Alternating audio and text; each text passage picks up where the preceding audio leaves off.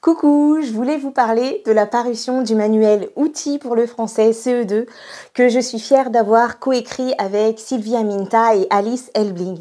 Donc c'est un manuel qu'on a pensé pratique pour vous, pour que vous puissiez vous en servir à la fois comme une banque d'exercices adaptable à toutes vos pratiques, mais également pour qu'il s'inscrive dans une démarche qui soit la plus explicite possible, explicite à la fois pour vous à travers tout ce qu'on vous a mis dans le guide pédagogique et aussi explicite pour vos élèves. Donc on a vraiment détaillé dans le guide pédagogique à la fois la manière de faire des lancements explicites, d'expliciter les objectifs, d'expliciter les procédures. Et aujourd'hui, je vais me focaliser sur la présentation du manuel élève. Je vous referai une vidéo plus tard, un peu plus complète pour vous parler du guide pédagogique. Donc dans le manuel élève, chaque notion correspond à une double page et vous allez voir que chaque double page débute par une activité de manipulation qu'on appelle le manipulon, qui est constitué d'un petit corpus la plupart du temps, parfois de texte, qui est accompagné de questions assez guidantes pour aborder explicitement chaque point de la leçon qu'on appelle le « je retiens ». Donc chaque point abordé par les questions de l'activité de manipulation correspond à un point du « je retiens ». Et pour vous aider à être très explicite et à détailler les procédures, on vous les a détaillées dans le guide, dans un onglet intitulé « Méthode » où on vous précise les procédures à expliciter aux élèves. Vous avez également à votre disposition dans les ressources numériques des diaporamas qui sont là pour vous simplifier la vie, que vous pourrez utiliser pour mener ces activités de manipulation en classe. Et puis vous avez aussi les leçons, les je retiens, qui vous sont proposées sous forme de carte mentale dans les ressources.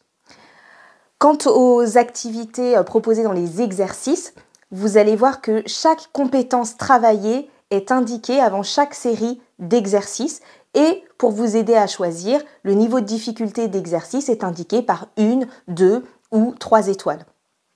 À la fin de chaque double page, vous avez aussi des petites productions d'écrits qui vous sont proposées en lien avec la notion étudiée et dont vous trouverez les critères de réussite dans le guide pédagogique.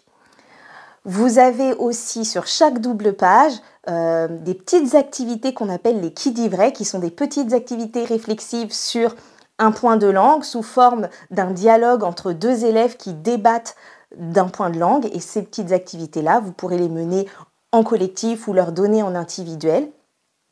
Et enfin, dans la partie vocabulaire, vous avez en plus des pages notionnelles, des pages qui sont consacrées à des corpus pour vous les faire travailler avec des exercices, des découvertes de corpus.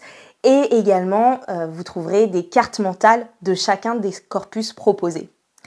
Dans le manuel, en plus des doubles pages consacrées aux notions, vous avez des doubles pages « Je révise » qui sont des sections qui proposent des exercices supplémentaires pour consolider les notions tout au long de l'année. Vous avez aussi des pages « Je vérifie mes acquis » qui permettent de voir où en sont les élèves par rapport à ces notions. Et vous avez aussi des pages intitulées « Je vais plus loin » qui proposent des exercices un peu plus avancés, souvent à partir de textes. Donc le manuel, il est segmenté en 4 parties, grammaire, conjugaison, orthographe et vocabulaire. Et à la fin de chaque section, de chaque partie, vous avez une double page qui s'appelle « Ce que je dois savoir à la fin du CE2 » qui vous récapitule sous forme assez visuelle de carte mentale tout ce que les élèves doivent savoir à la fin du CE2 et qui permet de revoir ça avec les élèves. Je vous disais aussi que vous avez une banque de ressources à disposition dans laquelle vous trouverez des évaluations de chaque notion, des fiches de remédiation, des activités d'expression orale. Vous avez même à votre disposition un générateur d'exercices pour générer des exercices supplémentaires. Voilà, j'espère que cette présentation vous aura donné un aperçu du manuel Outils pour le français CE2 et qu'il vous aura éventuellement donné envie d'aller le feuilleter sur le site de Magnard. Et je vous retrouve bientôt pour vous présenter le guide pédagogique.